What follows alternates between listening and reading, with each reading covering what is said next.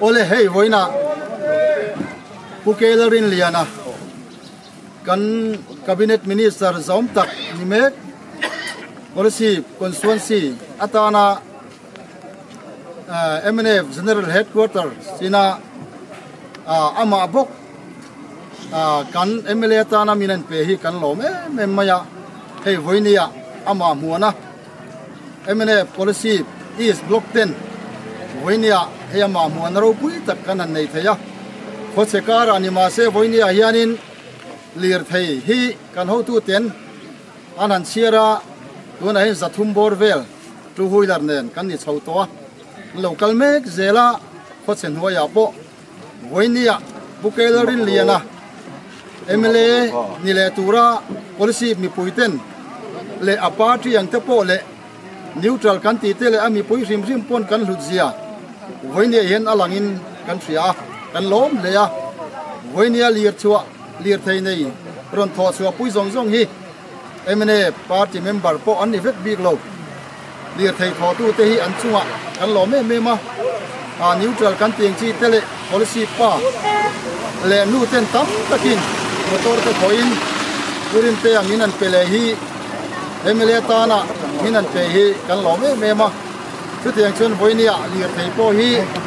choi tu ten kan tum dan chuanin som ni kat som li nga te chu kan kal the nga kan ti chofa kho chen hoya amaro chu voinia hianin highway traffic jam kho motor kan ta voinia hian ro ti kan tia lomom kan tia do wa chuan tu na hianin nak tip nak thai la ga po hianin vote tha ki kan hak le le emani voinia hian kan lim tak zeta ama hi tu na hian kan muak kan hak me ka hei thingdol farm hei bung bul mai ania helai noi hian hetian tir hianin ama lo ngak tu te mi pui te le lir thei te po hetia koi ni koi thu ma kon kan in tar to chu tiang chu voinia kan din monania MNF general headquarter abi takin kan party president puzoram thanga chunga le kan PSC te le kan nomination MNF general headquarter te chunga kan lom tak zetani ti kha kanan soitel ni boxela voinia yan vote thak kan sona sel he ni thalai rol tam tak hei khosen hoya fleck nen lukhum nen hur takin ko phe chu an selo se chu voinia yan li thei he zanga zaruk te po kan ni chho hi lan ti kha kan ho tu ten am bu dan ni ya voinia yan kan lim tak zetani vote thak kan sak do le ni ti kha zoram ni puite thiata kanan soidu ni e kan lo me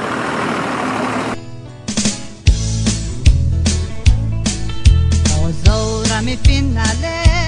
tia mi thu ruk chu quang chuak ro mi vela ham se frankara i chi quang te roi chuak la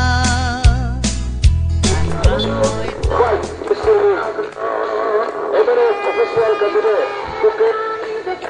le le te kan lo ochu Bagian le kamranta polisi kian puten kan lolom pure ulai pura luar kolorin liara polisi kian puten ilmu tinta gusedin kan lolom sore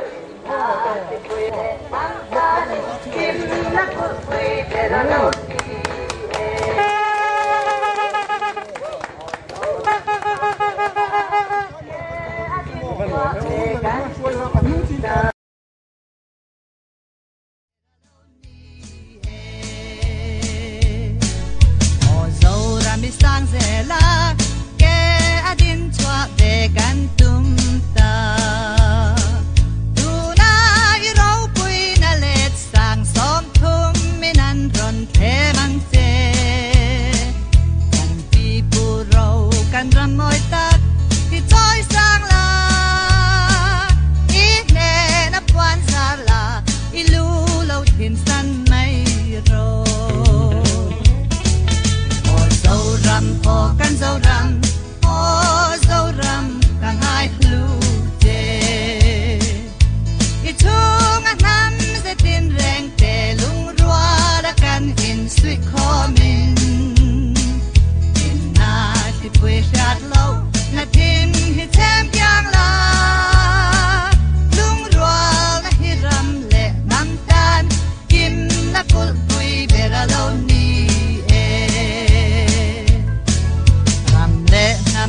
choanan kiam na fam kim nei kan tum chuan o tu na kan ram din mun hi don ve la lung a oi nem mo ram lei lung le mi pui zong zong hi tang kan ni em en ka soi thei lo zo ram hi kan ram ma ni o zo ram o kan zo ram o zo ram kan ai lu te i chung a nam ze tin reng te lung rua la kan in sui kho min in na ti pui riat lo na tim hi them kyang la lung rua la hi ram le nam tan him la kul pui be da lo ni e lung rua la hi ram le nam tan him la kul pui be da lo ni e